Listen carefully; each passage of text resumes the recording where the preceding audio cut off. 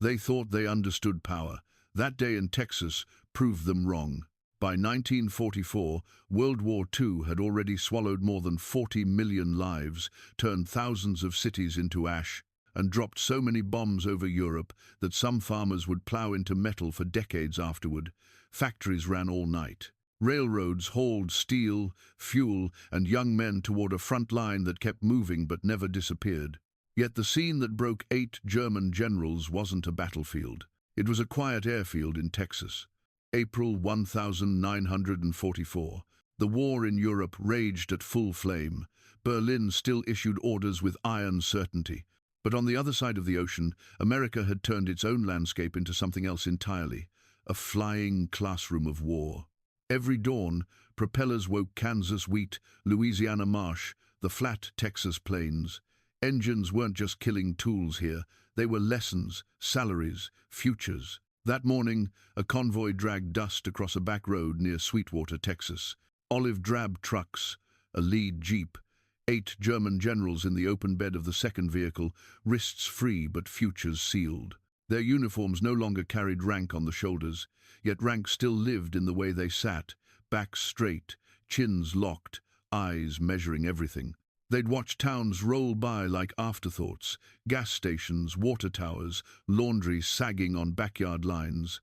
How, they wondered, could a country fight a global war and still look so casual? How could streets stay lit while entire nations went dark? Then the landscape opened. Hangars hauled their metal ribs up from the horizon. A forest of antennae and control towers rose above the scrub. The sign said Avenger Field, white letters on a plain board, as if naming a grocery store instead of a nerve center. Behind it, the air moved differently, cut, carved, divided by spinning blades. Trainers skimmed the runway, twin-engine transports idled like patient beasts, fuel trucks crawled between them, feeding wings with gasoline instead of blood. The prisoners leaned forward as one. Once, they had orchestrated air campaigns that blackened half a continent. Now they rode past someone else's war machine, counting by reflex. How many aircraft? How many mechanics? How many sorties per day? They thought they knew what they were looking at, until one small detail cracked the film. A yellow training aircraft rolled from a hangar, nose pointed into the wind. At first it was routine. Tail number, wheel chocks, ground crew waving. Then the canopy slid back, and long hair slipped from beneath a flight cap. Not a boy. Not a propaganda poster. A woman. She climbed fully into the cockpit, movements spare, practiced, fed by belief rather than bravado. An instructor leaned in, said a few words, then stepped away, hands off the controls, clipboard tucked. The generals watched, disbelief tightening their jaws. Could this be a show, staged for their benefit? Would any serious army hand a military aircraft to someone their own laws treated as secondary? Was this strength or madness? The engine roared. The trainer rattled forward, hauling its weight down the runway. It lifted clean, smooth, no hesitation. Wheels tucked in, wings catching the hard Texas light until they flashed like silver knives against a flawless sky. Dust swirled in the truck bed, no one brushed it away. For years, these men had measured power in tanks, ranks, salutes, and fear. But that morning at Avenger Field, another definition rose into the air. One that said, real strength is what happens when a nation trusts more people to touch its machines. And for the first time, behind barbed wire and under an American sun, their certainty flinched. They arrived at Camp Hearn, believing the shock of Avenger Field was a one-time disturbance, a passing anomaly in a long war filled with strange sights. But the real disturbance was only beginning, because in 1944, the United States wasn't just fighting a war, it was building an airborne civilization at a speed no empire had ever matched. By then, global casualties had already crossed 50 million, entire regions erased from maps. Europe had become a quilt of ruins, over 70% of Warsaw, 80% of Cologne, 50% of Berlin, shattered into concrete dust. Trains no longer carried passengers, they carried the logic of destruction. In some French towns, the population had dropped by half in less than 3 years. And in Russia, winter itself had become a weapon. freezing more than 1 million soldiers before they ever fired a shot. The German officers knew all these numbers. They had signed off on many of them. They believed they understood the full arithmetic of war. They did not. Not yet. Because America was doing something Europe no longer could, turning open sky into a factory of survival. Every dawn at Camp Hearn began with the same sound, an engine's rising hum drifting over the wire. At first, the prisoners ignored it. Engines were background noise to them, the hum of a military world they once commanded. But here, the tone was different, sharper, steadier, fed by a rhythm of discipline rather than desperation. From the yard, they could see the flight corridor stretching across the Texas horizon. On any given morning, more than 600 training flights would cross this region of the country alone. Across the nation, America was producing one aircraft every 5 minutes, a fact that even the German General Staff had once dismissed as fantasy. But fantasy had teeth now, and wings, and many of those wings were flown by women. The Germans watched them through the fence line, at first quiet, calculating. Women in khaki overalls, walking across the tarmac with parachutes slung over their shoulders. Women with logbooks tucked under their arms, climbing onto the wings of trainers. Women checking fuel gauges, tapping dials, hauling blades through their pre-flight routines. The prisoners whispered among themselves, "Where are the men? Are these women truly entrusted with the aircraft? Is this efficiency or chaos disguised as freedom?" But time whittled down their denial, because every day delivered a new example. A formation of AT-6 trainers cutting low over the fields like a squadron of yellow hawks. A pair of BT-13 seconds towing gunnery sleeves for live-fire exercises. A C-47 supply ship drifting into landing with a grace that mocked its weight, touching down as gently as if guided by invisible hands. And more than once, those hands belonged to a WASP. The Germans tracked each flight with the instinct of men who had spent years reading the sky like scripture. They could tell competence from improvisation, mastery from luck. And these women flew clean, no sloppiness, no wasted motion, no nervous corrections. Their discipline pulled silence over the camp like a tarp. By the third week, something shifted. The German officers stopped standing with folded arms. They stood straighter, leaning toward the fence. They didn't complain about the heat or the dust or the Texas wind that dragged grit into their uniforms. Instead, they listened to engines, to patterns, to a truth they had never allowed inside their minds. Because the logic of the war they had built, the war of division, hierarchy, exclusion, fell apart each time a WASP circled overhead. One afternoon, a sudden windstorm swept across the camp, darkening the sky with rolling sand. Guards shouted. Prisoners ducked beneath sheds. And then, cutting through the storm like a blade, a single-plane engine roared above the compound. A training aircraft fought its way through the gusts, wings buffeted, tail drifting, nose dipping and rising with each violent shake of the atmosphere. The Germans held their breath. They expected a male pilot. They received something else. Through the storm haze, the silhouette of a woman came into view, steady hands, locked jaw, flying not with bravado, but with control fed by courage and training. She slipped through the wind like someone carving her own law into the sky. When the engine faded, the yard stayed silent for almost a full minute. General Miller finally muttered, "In our country." That would be unthinkable. Colonel Neumann answered, "Which is why our country is losing." The words weren't loud, but they struck the others the way truth always strikes, clean, sharp, undeniable. And the next revelation would be even louder, because soon, at this very camp, a WASP would land not in a storm, but in authority, and receive a salute the prisoners could never forget. They had already seen women fly through Texas storms, wrestle crosswinds, and guide yellow-winged trainers across the sky with the calm precision of seasoned officers. But nothing, not the dust, not the heat, not the shock, prepared the German generals for the moment. Authority itself bent in their directly. It happened on a late afternoon when the air hung thick with humidity and the smell of engine oil.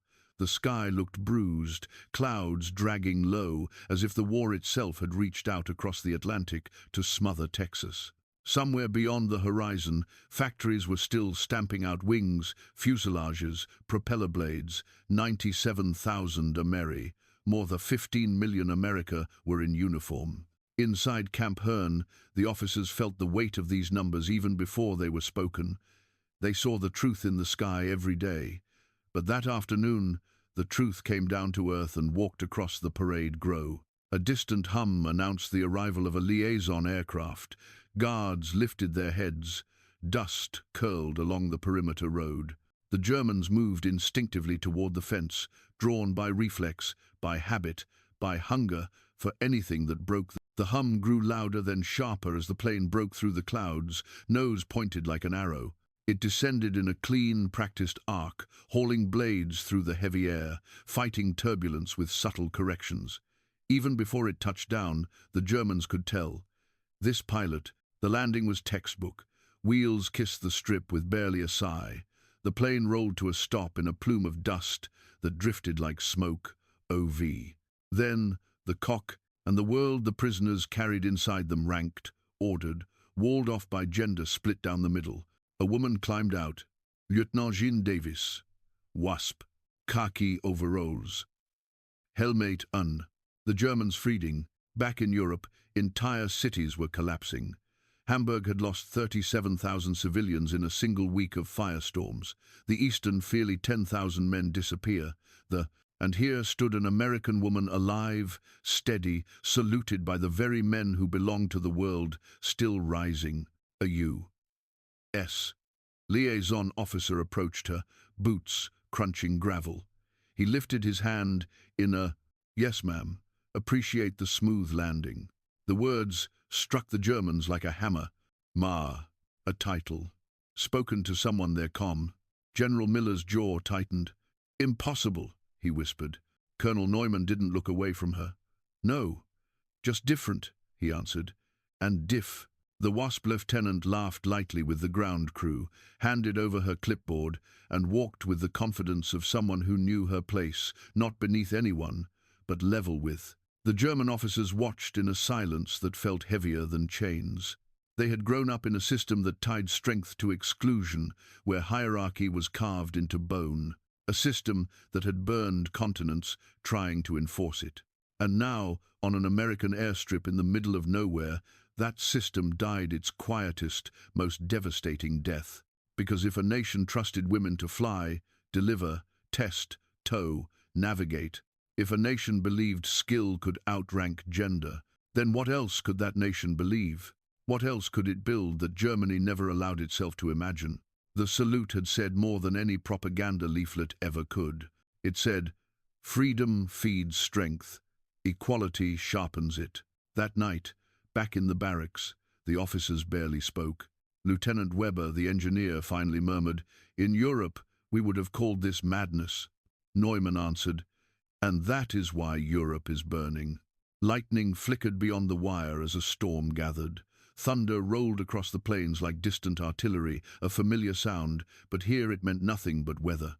They sat with their thoughts, with the shifting ground inside their minds, with the realization that the future belonged not to those who clung to power, but to those who shared it. And soon, the storm above Texas would deliver a moment even more defining, one that would carve a permanent crack in every belief they had brought across the ocean. By late summer 1944, the world had already paid a price too large for human arithmetic.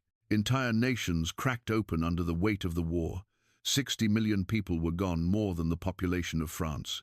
In Germany alone, over 3.6 million homes lay in rubble. Entire libraries turned to smoke, and more than 20,000 towns across Europe had lost at least half their buildings. Families vanished into statistics. Borders shifted like sand. No continent had ever suffered devastation on that scale. But the lesson that broke the German officers at Camp Hearn did not come from ruins. It came from the way America endured. Across the ocean, the United States had become an engine of relentless motion. 300,000 planes built since 1941, 2/3 of the world's oil, and factories that ran so continuously that some workers forgot what silence felt like. But what struck the Germans hardest was not the productivity. It was who America trusted to keep all of it running. And that revelation arrived during a storm. The day began hot, heavy, soaked in the smell of sage and steel. Sweat clung to the prisoners as they marched to work detail. The sky had a strange tint, like old film dipped in silver nitrate. Even the guards sensed something brewing. Then the wind hit. Dust dragged itself across the camp, crawling up walls, scraping the metal siding of storage sheds. Clouds rolled in low and fast, hauling thunder behind them like a convoy of invisible tanks. The horizon darkened to the color of gunmetal. A Texas storm was not a gentle thing. It was a force that rewrote the landscape every time it arrived. The prisoners braced themselves, remembering the crack of artillery, the weight of collapsing buildings. But this storm carried no armies, only truth. A guard shouted, "Close the tarps! Move the tools!" Thunder answered him. Rain sliced the ground into mud. Pallets slammed against fences. For a moment the camp dissolved into motion guards, scrambling, prisoners shielding their eyes from flying grit. And then, cutting through the storm like a blade through cloth, came a sound they all knew. A plane engine. Impossible, they thought. No pilot would be sent into this. But the hum grew louder, steadier, fed by skill rather than fear. A small trainer plane emerged from the dark sheets of rain, dipping and rising in the violent crosswind. Its wings bucked under the storm's pressure, the tail whipping like a flag in a hurricane. Each correction looked like a duel machine against weather, discipline against chaos. The prisoners stared upward, every instinct sharpened. They knew storms, they knew flight, they knew danger, but they did not know what they saw next. The pilot pushed through the cloud bank and lightning briefly lit the cockpit. A woman, not a symbol, not a rumor, a real pilot, flying alone through a storm that would make hardened men hesitate. Her hands held the yoke steady, pulling the aircraft through invisible trenches. No panic, no wasted motion, only resolve. She fought the sky with the same strength they once believed belonged only to themselves. A gust slammed the plane sideways. The prisoners gasped. Another gust. Another correction, sharp, clean, almost elegant. She vanished behind a curtain of rain. The storm swallowed the sound. Silence fell over Camp Hearn. Not fear, reverence. When autumn finally settled over Texas in late 1944, the air softened, the dust lifted, and the storm season faded. But inside the German officers at Camp Hearn, something far more permanent had begun to shift quietly, steadily, fed by belief rather than fear. The lessons they had learned from Avenger Field, from the salute, from the storm flight, now lived inside them like contraband they could never confess aloud. Because the world beyond the camp was collapsing faster than any storm. By the end of the war, Europe had lost nearly 6% of its entire population.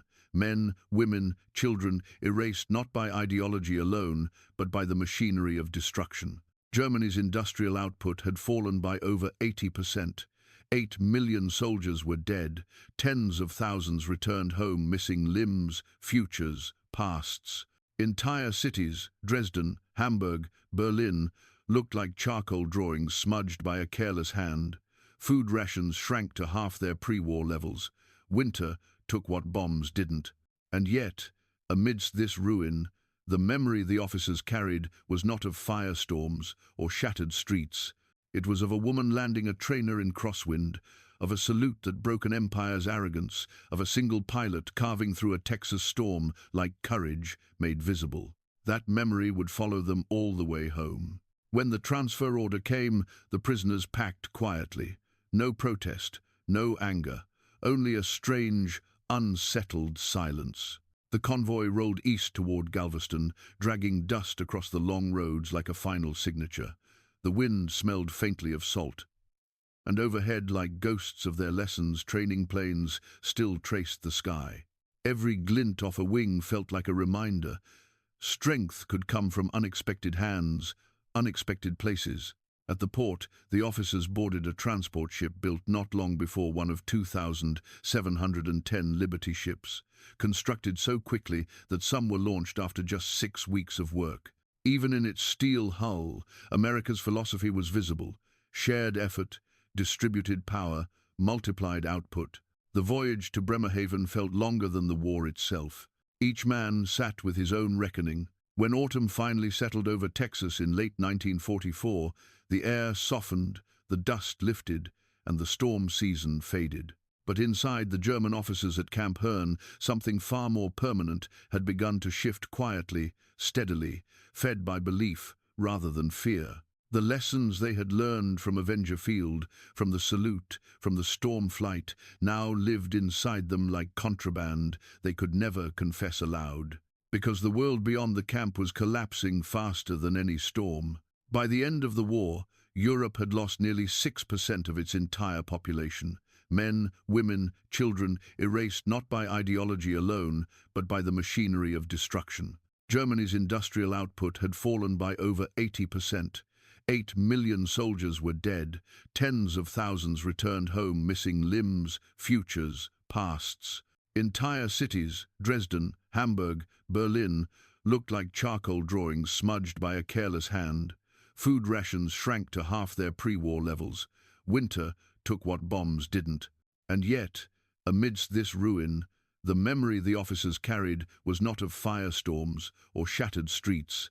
It was of a woman landing a trainer in crosswind, of a salute that broke an empire's arrogance, of a single pilot carving through a Texas storm like courage made visible. That memory would follow them all the way home. When the transfer order came, the prisoners packed quietly.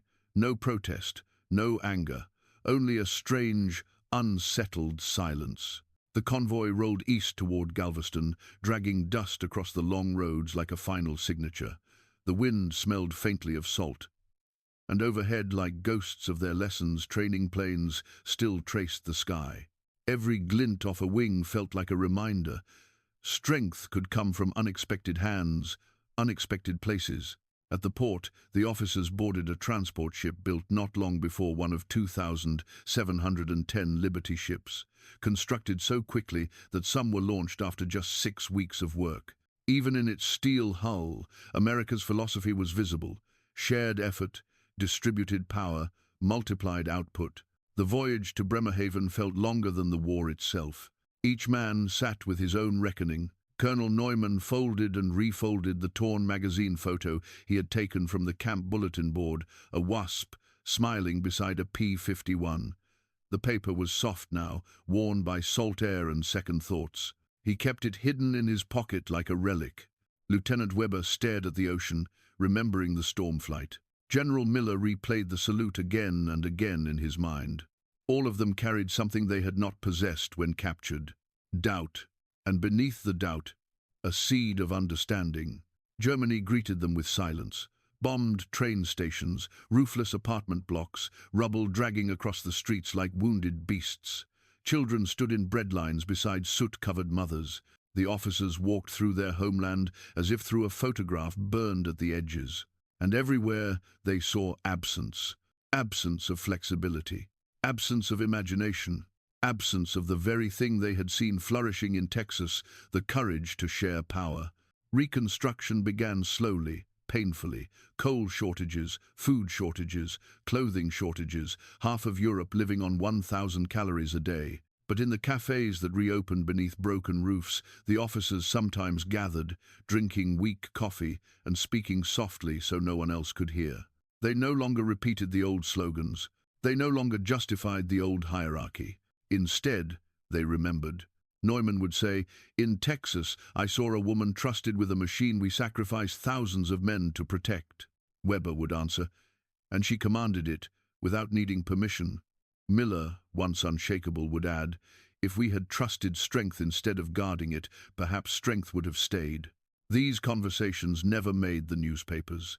These reflections never became speeches, but they became truth, sharp, clean, carried within men who had once believed domination was destiny. Because the war had taught them this final arithmetic: power locked away collapses. Power shared multiplies. Years passed. Europe rebuilt itself brick by brick, street by street, belief by belief. Women entered universities. Women entered laboratories. Women walked into aviation schools for the first time. Most never knew the silent observers rooting for them, defeated officers haunted by a single bright morning in Texas. And across the ocean, Avenger Field eventually fell quiet. The hangars rusted, the runways cracked, the wind dragged dust over the empty concrete where once the WASP had proven an idea too large for its own time. But ideas do not die. They drift. They land where they are needed. When Colonel Friedrich Neumann died in 1963, his family found a single line written in a fading notebook, words shaped by every lesson he learned under the Texas sun. A nation's strength is not measured by what it guards, but by what it dares to share. That was the legacy of Avenger Field, not the aircraft, not the statistics, not even the victories, but the revelation that freedom, when given room to fly, can rewrite even the hardest heart. And some revolutions are not declared by armies. Some are carried in the steady hands of a pilot rising through a storm.